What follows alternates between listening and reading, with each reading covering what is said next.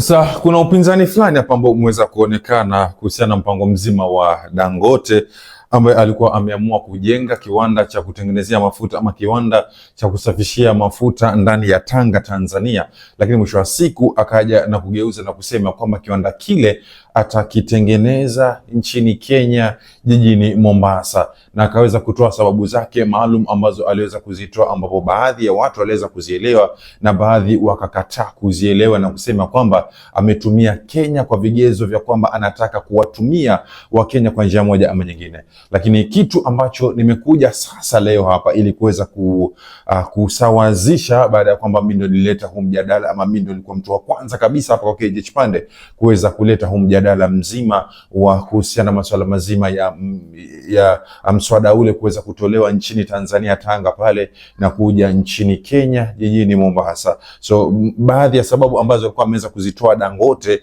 alikuwa amesema kwamba tayari Mombasa wako na sehemu ya mtambo ama wako na sehemu ambao mradi tayari ulikuwa unafanyika, lakini kwa sasa ufanye kazi. So kwake yeye itakuwa nafuu zaidi kwa sababu tayari kuna facility ambayo ilikuwa inaendelea. Na sababu ya pili alikuja akasema kwamba kuna watumizi wengi zaidi kuliko Tanzania. Yani Kenya ukifananisha na Tanzania, Kenya kuna utumizi ama kuna matumizi mengi makubwa zaidi ambayo yako tayari ama yatamsaidia yeye ili mradi ule ununuzi wa ile mafuta nchini Kenya uwe juu, ama kwa sababu akitofautisha Kenya na Tanzania yone ya kwamba ekonomi ya Kenya iko juu zaidi ya ile nchi ya Tanzania. Hivyo basi kwake yeye akaona Kenya itatengeneza biashara nyingi zaidi na biashara kubwa zaidi akilinganisha na Tanzania. Na sababu ya tatu ambayo aliweza kuitoa Dangote sio sababu nyingine isipokuwa ni masuala mazima ya kusema kwamba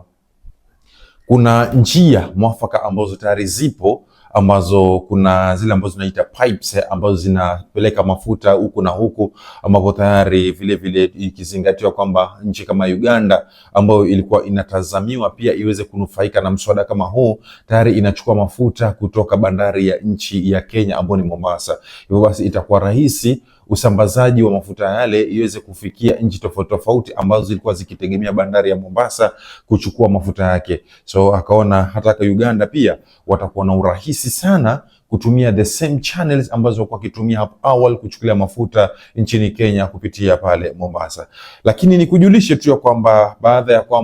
baadhi wameleta mswada ama wameleta zile maneno mengi kwenye mtandao na kuona kama kuonyesha kwamba Dangote amependelea sana Kenya kuliko Tanzania. Dangote amerudi, ama Dangote kuna kauli yake ambayo imetufanya tuweze kurudi hapa na kuielezea kwa ukubwa na kuifafanua kwa wingi zaidi. Ni pale ambapo amesema mswada huno sio mswada wa Kenya peke yake, ama jambo hili sio jambo la Kenya peke yake na Nigeria ama Dangote na nchi ya Kenya, kama vile ambavyo amefanya yule rais wa France Macron na nchi ya Kenya na nchi zingine hapa Afrika. Lakini yeye amesema kama Dangote kama investor, yeye ana invest East Africa, yani ana invest mashariki mwa Afrika, anaekeza mashariki mwa Afrika na haekezi Kenya, ifahamike. So mswada ama lile kitu ambayo anataka kuwekeza, ataekeza sehemu ambayo iko Kenya kwa minajili fulani ama kwa sababu fulani ambazo amezitoa yeye. Lakini mswada ule ama ule kuwekeza kwake yeye, anataka kufaidisha mashariki mwa Afrika nzima na Afrika yote kwa ujumla. Na ndio maana akasema ya kwamba anataka authority ama anataka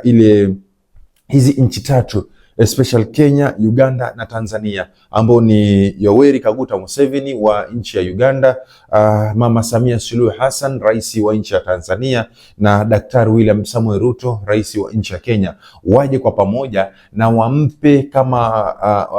kama go ahead, wamwambie sasa tumekubaliana sote watatu ama nchi zetu sisi tatu hapa tumekubaliana na tumeamua kukupa uhuru wewe wa kuanzisha mradi huo, kwa sababu ule ni mradi ambao utakuwa unashikiliwa na hizi nchi tatu, na mradi ule kuendelea ili ufanye kazi kwa wingi na kwa ukubwa zaidi ni lazima hizi nchi tatu zije kwa pamoja. Na ndio maana Dangote akatoa mfano pia vile vile na kuendeleza na kusema kwamba itakuwa haina maana yoyote yeye atengeneze mradi ule ndani ya nchi ya Tanzania, ndani ya Tanga pale, alafu mwisho wa siku nchi ya Kenya iweze kununua mafuta kutoka Saudi Arabia. Kwa sababu gani? Labda Saudi Arabia wanauzia mafuta ya mkopo, ama Saudi Arabia wanauzia mafuta ambayo yako chini in price, that is, ama Saudi Arabia wanauzia mafuta ambayo yako low quality, lakini vile vile pia wanalipa pesa chache ama pesa ndogo compared na mswada ambao utakuwa unatengeneza mafuta ndani ya Tanga, Tanzania. Itafanya mpaka ile kampuni ambayo Dangote amejenga Tanzania ififie. Asa the same thing now is happening, ya kwamba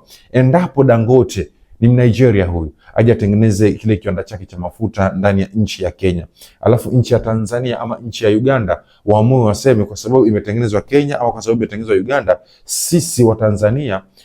tumekasirika, na kwa sababu tumekasirika tutanunua mafuta yetu kutoka nchi ya Iran, tutanunua mafuta yetu kutoka nchi ya UAE Warabuni, yani tutanunua mafuta yetu kutoka nchi ya Saudi Arabia, ili tuachane na mafuta ya Dangote, kwa sababu mafuta ya Dangote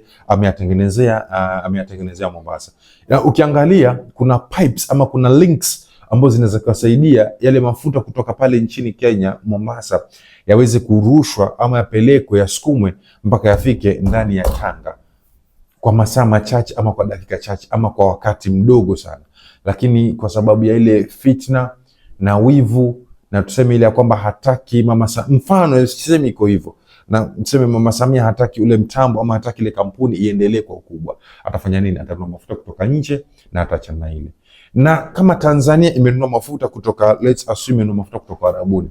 kuna ma petrol stations kibao, kuna kampuni za ma petrol station ambazo zinauza mafuta nchini Kenya. Pia vile vile mafuta kutoka nchini Kenya, ama wale ambao wanauza mafuta nchini Kenya wataona okay, mafuta yako rahisi nchini Tanzania, na kwa sababu yako rahisi nchini Tanzania, badala ya kwa sisi tuchukue mafuta Mombasa ambayo yako ghali ambayo inauzwa na Dangote, tutachukua nchini Tanzania tuje tuuze. Kampuni ya Dangote itafifia, itakufa. Yeye atakuwa haoni umuhimu wake wa kuinvest Kenya. Ndio maana akajaleta watu wote watatu, yani marais wote watatu hao akawaleta kwa pamoja na akamwambia, nataka tukubalianeni ya kwamba project hii naitengeneza, yani mswada huu nautengeneza ili uweze kutufaidisha sote hapa. Na huu mswada si wa Kenya wala si wa Tanzania wala si wa Uganda. Ni mswada ambao ni wa mashariki mwa Afrika sote na Afrika sote uweze kutufaidisha. Ndio maana akatoa mfano akasema kwamba tuendapo tutakuwa tuna project kama hii, itatusaidia hata endapo kutakuwa kuna vita kokote kule ambako tumetegemea kupata mafuta, aidha ni uzunguni, Uarabuni ama Amerika, kule ambako tumetegemea kupata mafuta. Itatusaidia kwamba sisi tutakuwa tumejilinda kivyetu hapa. Hakuna cha bei kupanda kwa sababu ya vita, hakuna bei sijui kushuka kwa sababu vita vimeisha. Bei itakuwa iko pale pale, na wafanyakazi wetu pia vile vile watafaidika, kwa sababu kuna vijana wengi sana ambao wametoka mashariki mwa Afrika hapa ambao watachukuliwa waende kufanya kazi kwenye kile kiwanda kutoka inaanza mpaka pale ambapo inaendelea. Haitakuwa na masuala kwamba wewe njoo kwetu, wewe usije kwetu, wewe itakufaidisha, wewe hautafaidika. Itakuwa ni ya mashariki mwa Afrika, na itakuwa ni project ambayo inasaidia mtu yote ambaye ametoka mashariki mwa Afrika, na ni project ambayo endapo rais wa nchi yote kati hizi nchi tatu ambazo nimekutajia atarudi nyuma kwa sababu hajapenda kile ambacho kinataka kufanywa na Dangote, basi atamfanya mpaka yule Dangote mwenyewe asione faida ya kutengeneza mradi ule ambao anautengeneza. So sio wakati wa kulaumiana kama watu kutoka mashariki mwa Afrika. Sisi tumwacha. Hata Rais William Samoei Ruto jana niliona amezungumza kwenye ukumbi pale na kusema kwamba tusimpangie Dangote ni wapi ambapo anapaswa kutengeneza msaada ama anapaswa kutengeneza mtambo huu ama anataka kutengeneza kiwanda hichi. Tusimpangieni, bora tu yeye atengeneze kile kiwanda ambacho tunataka kukitengeneza, na baada ya kwamba amekutengeneza tuketi na yeye tuone sisi kama wana mashariki wa Afrika, how are we going to benefit from that project ambayo yeye amekuja ameleta mashariki mwa Afrika. Isiwe ni yeye peke yake ameleta ili afaidike yeye peke yake. And that's why hata rais wa nchi ya Kenya sikuwa tunamsifia sana, lakini nanukuu tu maneno yake ambayo alikuja akasema jana kwamba si Dangote ajisifie na kujipiga kifua na kuinua mikono na kujiona kama ni boss ambaye amekuja ametengeneza mradi ambao yeye ndo atauran peke yake, afaidike peke yake, japo amepewa warning na kuambiwa kwamba amepewa onyo na kuambiwa kwamba lazima serikali zihusike, serikali hizi tatu za nchi ya Kenya, Tanzania na Uganda zihusike pia vile vile, ili mradi ziweze kuwekeza kwenye ile project, ambapo watakuwa kuna shares ambao hao pia vile vile watakuwa wanafaidika kwa njia moja ama nyingine, mbali na distribution na ku make sure kwamba there's availability of petrol ama availability of fuel each and every time that is needed, lakini pia hao vile vile waweze kunufaika kwa masuala mazima ya ushuru na masuala mazima ya wananchi ambao hawana kazi wapate kuandikwa kazi pale, na kutangazwa kwa nchi hizi tatu zote kwa ujumla ndani ya dunia hii ambayo tunaishi leo. So let's join hands together kwa Dangote, kwa sababu kile kitu ambacho anakifanya matajiri wengi sana wana uwezo kukifanya lakini hawajakifanya, na kwa sababu amejitokeza na kuamua kuinvest kwa nchi ambayo sio ya kwake lakini nchi ambayo ni Afrika yake, basi tunaweza tukasema kwamba ana uzalendo wa kuwa Mwafrika na Africa to Africa. On oil refinery in Tanga in the Republic of Tanzania, yet in Mombasa we are leasing our refinery which has been there since independence. We are leasing it to a Nigerian company without the participation or public participation of the people of Mombasa. Could the minister explain under what circumstances the government is investing in another country rather than investing in Mombasa, where it will be cheaper to upgrade the refinery than to build a new